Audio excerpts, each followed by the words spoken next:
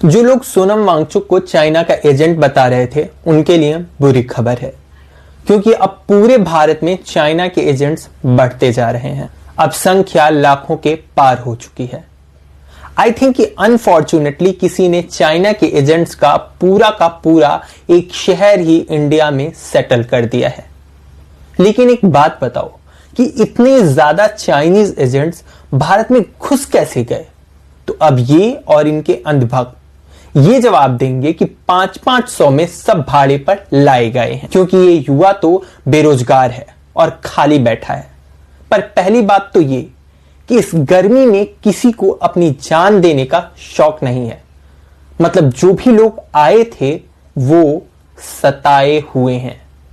दूसरी बात ये कि अगर 0.1% ये सच नहीं भी है तो ये भी आपकी ही देन है।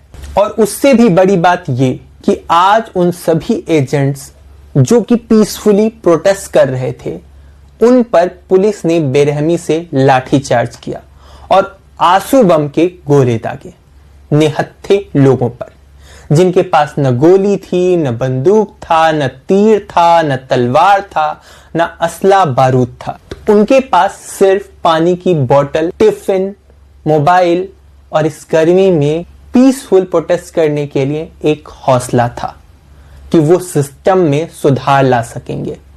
लेकिन इस सरकार ने उनकी इसी हौसले को चैलेंज किया और इस पीसफुल चल रहे प्रोटेस्ट को अब जंग के मैदान में तब्दील कर दिया है।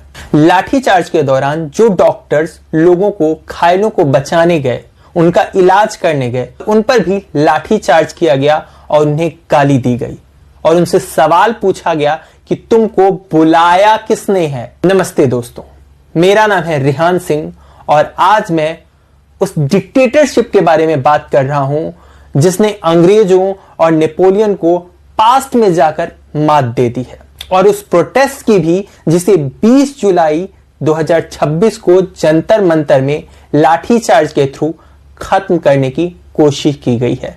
22 लाख बच्चों की खुमारी, 27 बच्चों का सुसाइड और इस देश की बर्बादी का हर वो व्यक्ति जिम्मेदार है जिसे लगता है कि शिक्षा, चिकित्सा और रोजगार से ज्यादा धर्म इंपॉर्टेंट है।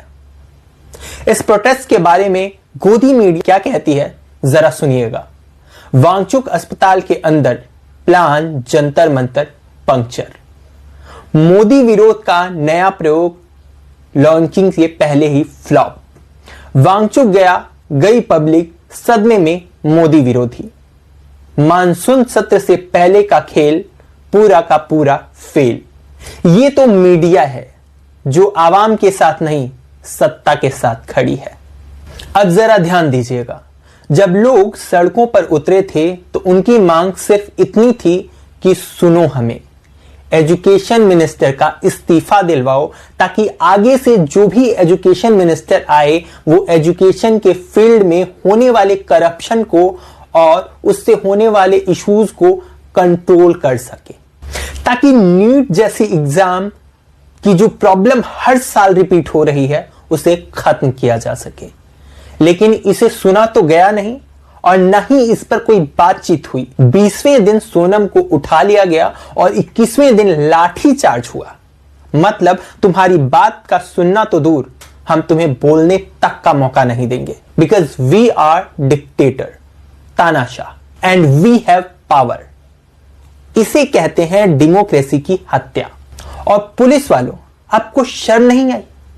शर्म तो छोड़ो, दया तक नहीं आई कि जो लोग घायल हो चुके हैं तुमने उन पर उसके बावजूद भी लाठियां बरसाई, और जो सीआरपीएफ के और पुलिस के जवान लाठीचार्ज करने गए थे उनके यूनिफॉर्म पर नेम प्लेट तक नहीं थी। क्यों? ताकि कोई उन्हें पहचान ना सके। अब जरा सरकार की उपलब्धियों के बारे में बात कर लेते हैं। धर्मेंद्र प्रधान जी से हर साल होने वाला पेपर लीक रुक नहीं रहा। पूरा एजुकेशन सिस्टम आखिरी सांस ले रहा है। लाखों ऐसे स्कूल हैं जहां सिर्फ एक टीचर है और लाखों सरकारी स्कूलों को तो बंद किया जा चुका है। और मंत्री जी लोगों के बालक विदेश में पढ़ते हैं। क्यों भाई, यहां क्या दिक्कत है? आपने कोई अच्छे स्कूल, कॉलेज और यूनिवर्सिटी नहीं बनाई क्या? वित्त मंत्री से महंगाई कंट्रोल नहीं हो रही, बेरोजगारी बढ़ती जा रही है। गृह मंत्री पिछले 3 साल से मणिपुर की हिंसा कंट्रोल नहीं कर पा रहे हैं। रेलवे मंत्री से रेलवे नहीं संभल रही है। परिवहन और सड़क मंत्रालय के बनाए हुए सारे हाईवे, फ्लाईओवर, पुल बनने के साथ ही टूटना शुरू हो जाते हैं। पेट्रोल के दाम तो देखो, आसमान छू रहे हैं। एथेनॉल मिलाकर भी डबल दाम में बेचा जा रहा है। कृषि मंत्री से किसानों को एमएसपी तक नहीं दी जा रही।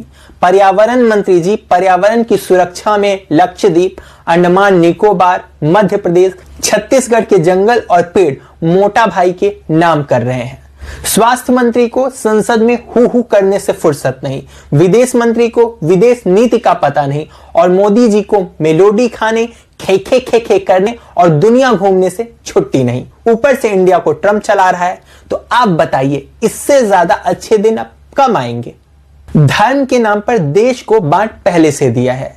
श्री राम जी की तिजोरी लुट गई, मीडिया गोदी हो गई, सरकार ने कान बंद कर लिए, सेलिब्रिटीज के मुंह पर ताले लग चुके हैं। अब तुम सोचो कि जब ये लोगों को प्रोटेस्ट नहीं करने दे रहे तो दूर की बात है कि ये उनकी बात सुनेंगे या उसका कोई सॉल्यूशन देंगे। लेकिन तुम एक बात याद रखना कि अगर आज तुम चुप रहे तो कल तुम्हारी बारी पक्का आएगी।